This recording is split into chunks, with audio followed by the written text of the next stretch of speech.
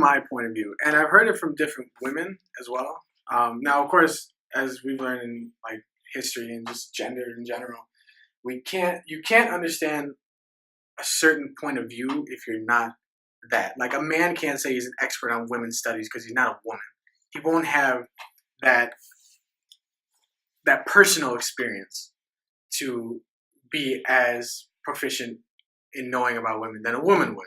And same thing, a woman can't do that to a man because she's not a man. She doesn't understand that. But you can argue that some women do try to do that, though. And so do some men. Absolutely. Which is a problem. Yeah. And I think we can try to understand them, but if we try to step in their shoes too much and try to become them, I think that's where we're never going to absolutely understand or be them. You can try as hard as you want. You can, take supplements to change your gender, which gender is a social construct, but we'll never truly understand what it's like. You can ask any transgender person who calls themselves a woman. They go through all these different, implants and get their Adam's apple removed like a guy turns into a girl. He will still never truly feel like a woman. Some may say that. Yeah. And I don't, personally, I don't know how bad it is, but, they don't look at them like women. You can be 100% looking like a woman, acting like a woman, talking like a woman, but in the back of your mind, you still know you were not born a woman. Or am I, that's something wrong here? Well, what you could probably say with that is, so there's some things that we we push underneath. We all do that with one thing or another. Whether it's true or not, we really suppress it. Right? So are you saying you have some tendencies that you haven't talked to me about before?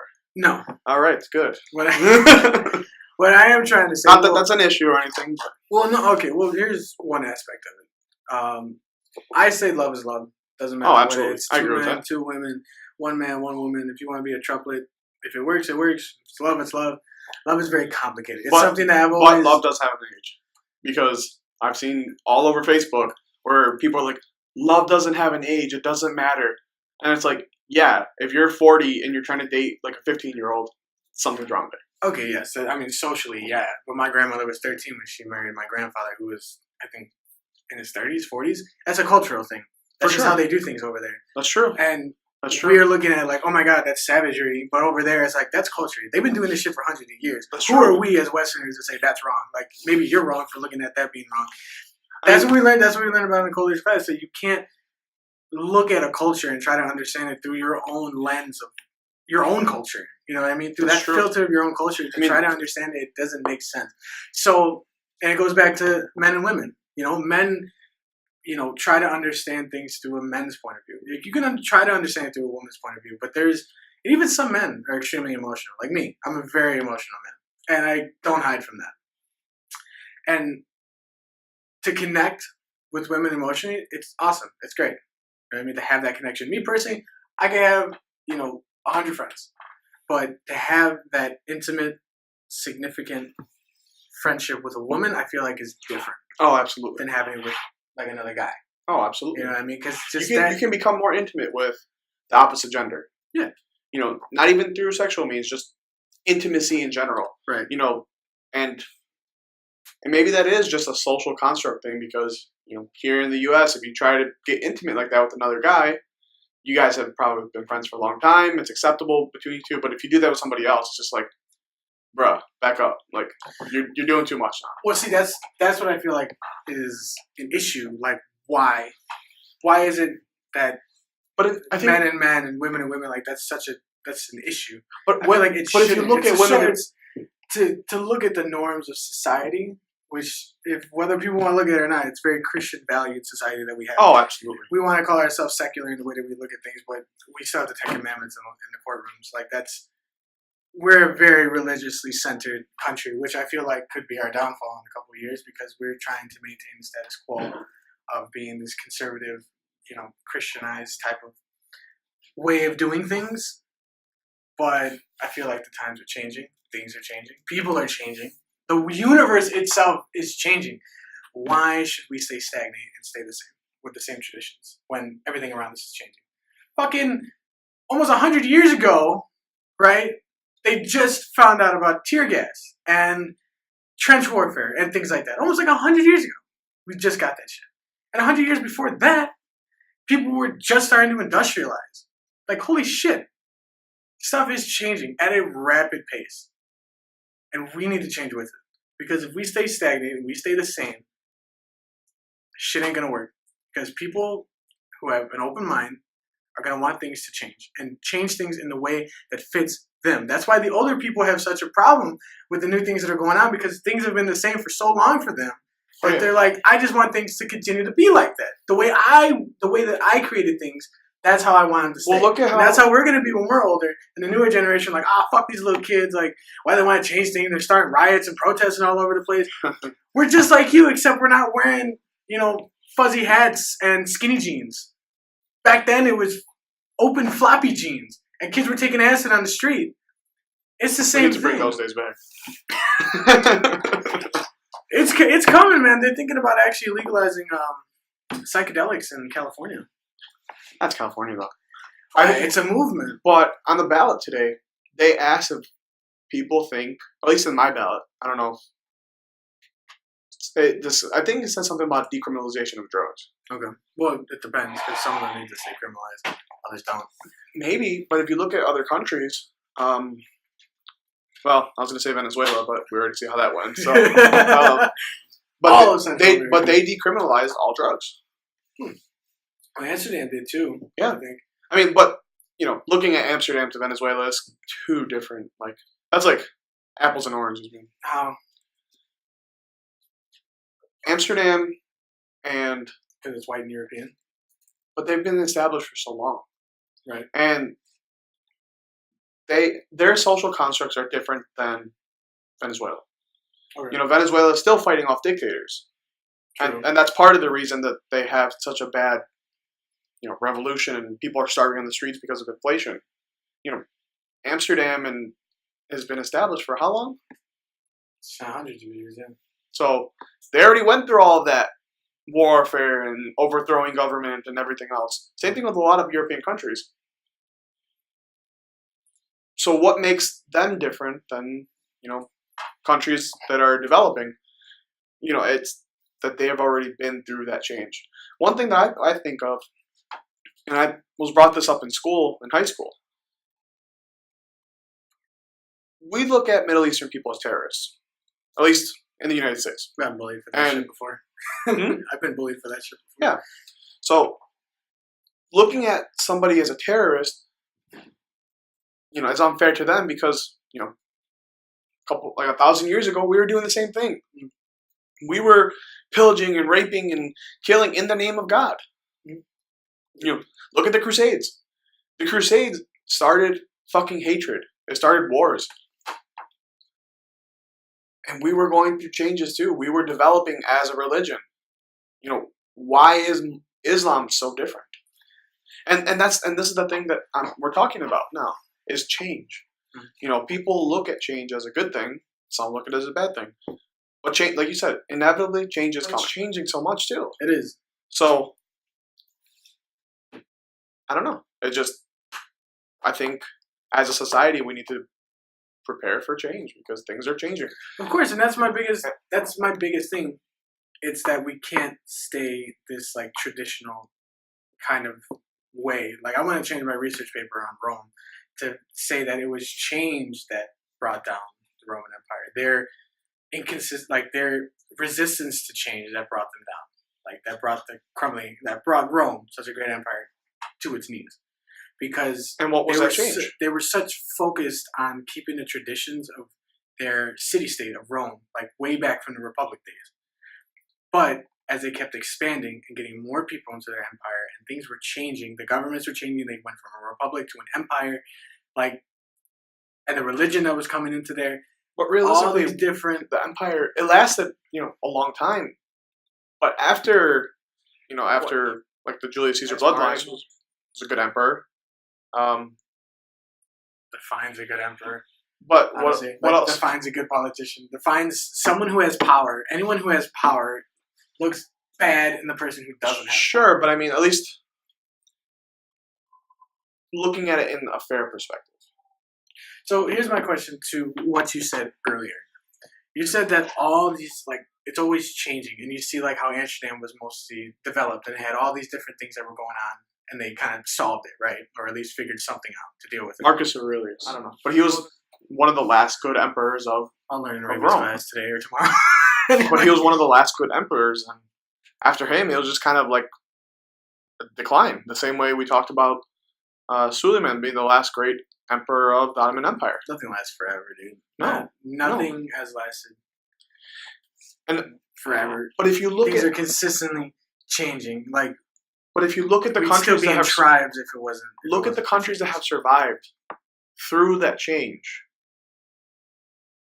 How?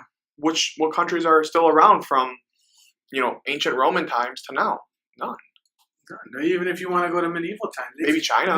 Not in the sense of like, in the sense of like direct change and like your appearance and things like that. No. In the sense Culturally, culturally, no, I get it. things are changing. Like the Frankish kingdom became France, the Empire of France, and then it was a republic, and then it was an empire again, and then it was it just kept going back and forth and back and forth. And in Germany, it was Brandenburg Prussia with all these composite states, and then it turned into German Confederacy, and then it turned into Germany, and Russia was part of the Kievan Rus, and then it became the little empire of Russia, and then expanded to what it is today. Shit changes, so we can't, and it's inevitable, man. And so my question to you is that: do you think that these revolutions and civil wars and things like that happen within a country, that it's necessary and it has to happen within a country? Yes. Whether it's violence or it's, through other means. The Industrial Revolution, it's great change. And I mean, there was bloodshed, but it wasn't like a war. And it's called a revolution because it's a change. Mm-hmm. Things were going from, one stage of life, from being, mainly farm and agricultural based to, city living and, you can look at all the change that happened. Things do need to change, and things will change either violently or through other social means. So then when we look at socially... My question to you is, why does it take tragedy to cause a change? It brings people together. Yeah. It happens within families who don't talk to each other. It takes one person to die within a family to bring the rest of the family together if they're feuding, you know what I mean? Or if something's going wrong, like, oh, they didn't come to Thanksgiving, so fuck them because it was at my house, some bullshit like that, and to set aside all that bullshit because of a tragedy that happened within a family, that I feel like it's dumb, Mm-hmm. Like, we should have settled this before the fact. We should have solved this already. And so when you're looking at governments and society and stuff like this, we have this constant feud between people who want things to stay the same and people who want things to change. Now, if you want to put the titles of conservative and liberal on there, you can, because that's the system of party that we have here. But I mean, like, there's just certain issues that why should it be a two-party system? Like, there's issues that need to find a middle ground, but all we are given are extremes, and the people who do give the middle grounds don't get enough support for them to actually make a change. So, what I'm going to ask you now is kind of something that's discussed amongst the spiritual community. It was a time of great change from, BCE to CE. What was going on during those times? Was it a violent or peaceful time? From, looking at Roman Republic to Empire, we saw that was a violent, bloody change. And, for the next couple hundred years, things got pretty violent. And things were violent. And for the most part, it kind of got smoothened out. But from what I'm seeing, every few thousand years, there's this change in our astrological, our horoscope of the world, basically, the astrology of the world. So during Jesus' time, what was a symbol of Christian? Fish. Yeah.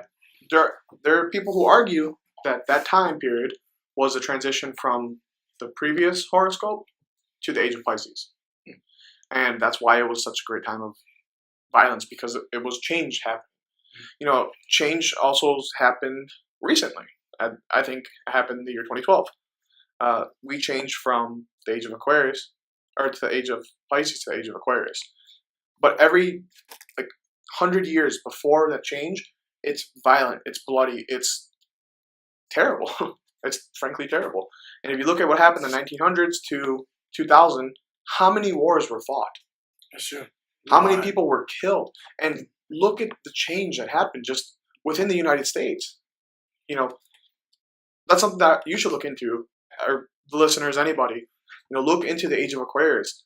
You know, people say that the Mayans were so well versed in astronomy, astrology, math, that their calendar ended, but it wasn't with the end of the world. It was a change of astrology. And if you think about it, in 2012, a lot of people, the scales fell off of their eyes, the metaphorical scales, and a lot of people woke up and they started questioning things. And that's what the age of Aquarius is. You're no longer living in the status quo and just saying, okay, people are fighting back, people are questioning, people are, they're not just sitting idly by anymore. They're doing things. So at least to try to change their community. And I think we're going to see that even more. And you're going to see a lot more revolutions happening. But then it's going to smoothen out again. I feel that. I see that. There's always conflict, then there's resolution, and there's more conflict. Oh, sure. More resolution. Sure. It's a cycle. When they say history repeats itself, amen. Blessed to whoever's up there. Yeah. It's true. But I wish that people, especially women, would care more about a horoscope and figuring out who you are instead of I'm a Pisces and I'm a Sagittarius. But I feel like that's a younger generation of, and just in general, men do that too. Sure. Our younger generation's I'm a Sagittarius. That means I'm all about love, baby. I'm all about this and that.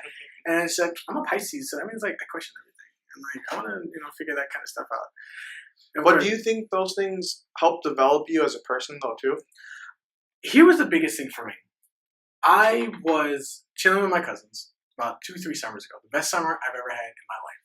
Literally going into college, didn't have a care in the world. All I was doing was working and making money and not giving a fuck.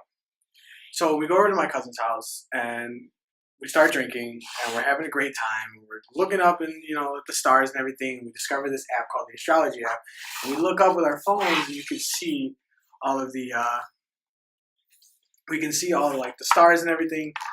And my cousin, being as drunk as he was, he read his horoscope, which I guess he really never really looked into. Yeah. And he started freaking out. He was like, "Oh my god, this is me, bro. This is this, this is that." I'm like, "All right, man. That's cool. Whatever." And I was chilling with my girlfriend at the time, and we read my horoscope for Sagittarius, and it completely read out to me. I'm a wholehearted person. You know what I mean? When I love hard. Things like that. And I can't stay I can't stay stagnant for too long, and I got to keep moving and keep going and keep finding whatever. And I was like, damn, that really speaks to me. Under my breath, and she's like, what? That speaks to you? What does that even mean? I don't understand. Is this really you? Is this your personality? I was like, oh, I am too many drinks deep for you to come at me like this right now. Don't. No, but I mean, what I feel is if you base your life off of astrology, then yes, it could shape your life in that way. But I feel I kind of found a little piece of myself before that, and then hearing that kind of reinforced it a little bit.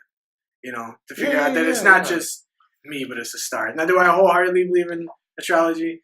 No. No. Do I believe in much nowadays? No. But what are you gonna do?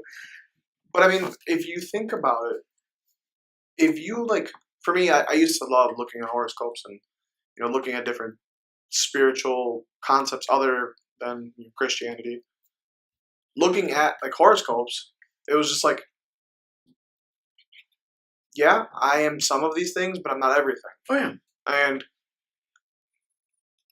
I don't know. I think that some aspects are true, and I think it depends on the person, your upbringing, because we're definitely not 100% our horoscope or the definition of a Scorpio or Sagittarius. Right.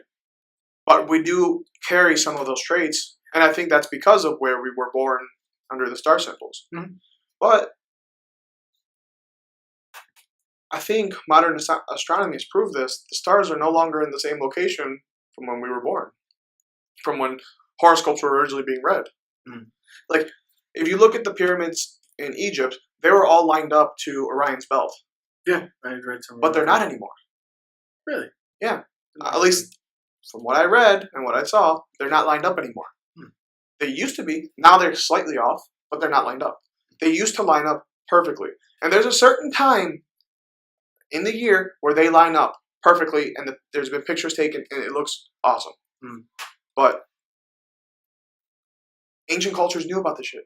Hmm. You know, and I think that our religion, denies anything other than what it talks about. Yeah, bro. That's the whole point. But that's what I'm saying, bro. The age of Aquarius, you're gonna see a big change in religion. Like, have you heard of Reiki? No. So Reiki is like a Japanese healing through energy.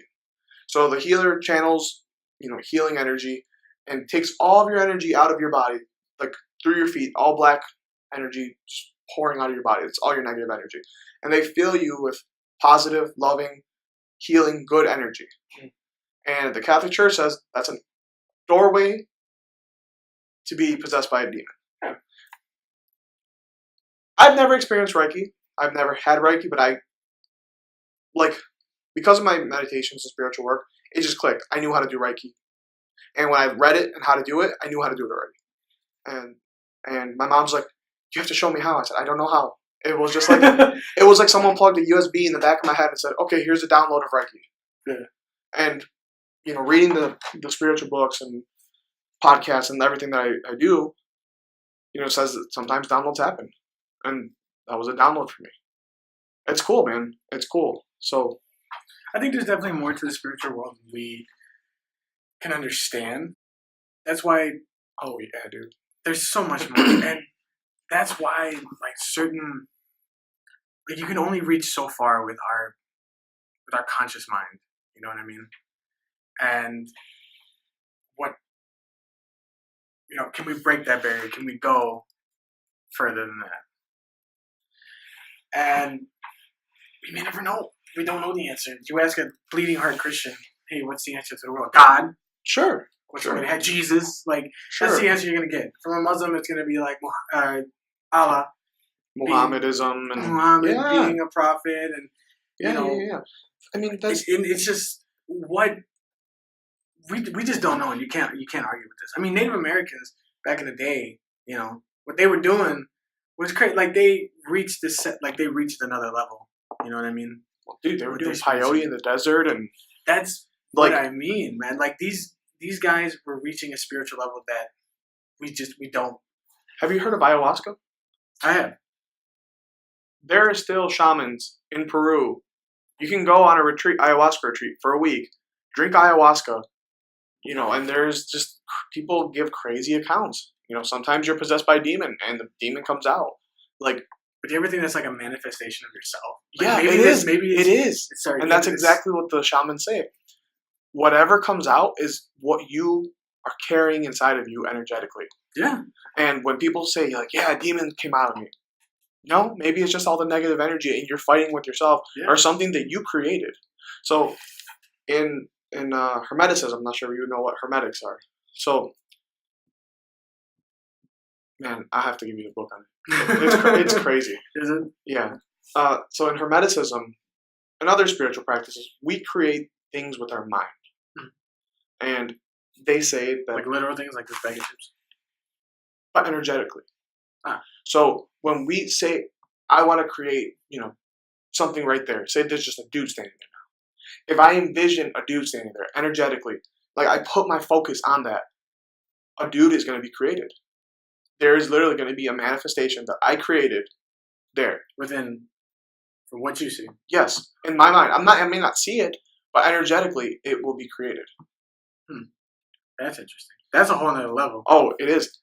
We're going to go deep into this stuff. But yeah, man, I mean, I'm excited to see where this is going to go. I can't wait to have people come on here and start talking about, what they're doing in life and their perception of it. Oh, yeah. What their careers bring in and all that kind of stuff, man, because everyone's different. Oh, yeah. Everyone's going through their own shit. And it's awesome to hear someone else's, perspective on it. Oh, yeah, for sure. Or how their life is going. For sure. Because We're all people. We're all humans. That's Exactly. what we do. We go through shit because we can do bad all by ourselves. I heard that from the Madea movie one time. A lot of wisdom in those movies, though. There is a lot of wisdom in those movies. My mom and my sister fucking love those movies. They used to not only just watch the movies, they used to watch the plays too, like the live plays that they would do. Yes, and I used to watch that shit with them too. I don't know what it is about it that they like so much, but it's the message, dude. Yeah, which is there's deep messages in those movies, and you know, if you look at women, they're more connected to themselves and to others than we are as men. Absolutely. As men, we're disconnected, dude. And if you are connected, you know, you're looked at as gay, you're looked at as a weirdo or whatever. Mm-hmm. But because they're so connected, they're able to pick up those messages. Mm-hmm. So I don't know. That's why I feel like there has to be like a deeper connection with.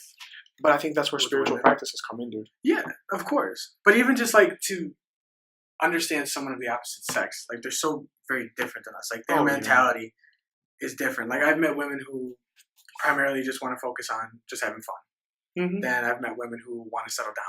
Yeah. And I've met every woman in between, you know? And I feel like there has to be a deeper, like for me, I always look for the deeper connection. Oh, for sure. Like I want to figure out, I want to pick your brain. Like that's who I am. Like not to annoy you or to fuck with you, but to figure out who you are, who you really are underneath there. And that's what I hope for to get back. Like someone who's gonna pick my brain. Someone who's gonna ask me those questions. Someone who's gonna like sit down. Someone who doesn't mind fucking waking up at 2 a.m. like, hey, let's fucking go somewhere. Let's fucking do something. You know what I mean? Like being that. And I feel like that's just so hard to do when you have responsibilities. It is, dude. Of course it is. I mean, fucking the world that we live in, man. It's all about responsibilities and doing what you have to do, not doing what you want to do. And that's what kind of sucks about it, because the shit you want to do doesn't pay the bills at night. But what you have to do, that does. But do you really want to wake up? See, but I think that's part of the reason that we're doing this, because this is something that we love to do. We love to talk. We love to just kick back, relax, and you know, have a conversation. And I think this is going to be a true representation of who we are, not just as historians, because you know, listening to our podcast, people are probably going to hear, okay, these guys know a little bit of history, yeah, or these guys know a little bit about religion or spirituality or whatever. We're not claiming to be, you know, PhD professors in history. Yeah. But we are trying to do something that we love too. And we love history, but I don't think it's to the point where, you know, we're going to dive in 100%. Our entire life is going to be focused around history. But doing this, it allows me to be myself and to talk about things. And, you know, going back to what I was saying, you know, this podcast is not just going to be about history. It's going to be about history, religion, and, you know, everything in between and everything outside of that. And oh yeah, you know, that's the whole point. The first and foremost thing, man, it has to be fun. It's got to be fun and enjoyable. And that's why, you know, having I feel like that's the whole point of this podcast. Just to have fun, talk about things, have people on here talk about their things, and just get to a deeper understanding of everything around us, everyone around us, because we're all different. We're all humans. That's what makes us the same. Besides that, we're all different kinds of people. Yep. So for the next podcast, we're looking to have one of our friends named Mike come on. He's going to talk about some of the change that he went through in his life. You know, I don't want to spoil it because it's a pretty good story. But yeah, he's going to talk about his transition from, you know, being very overweight to becoming a bodybuilder. And it's, you know, an amazing transition. His story is crazy. And you still see some of those demons that he fought with when he was bigger now. Mm-hmm. So looking forward to that podcast. And yeah. All right. Awesome. We'll catch you guys on the flip flop. And we'll see you next week. Peace.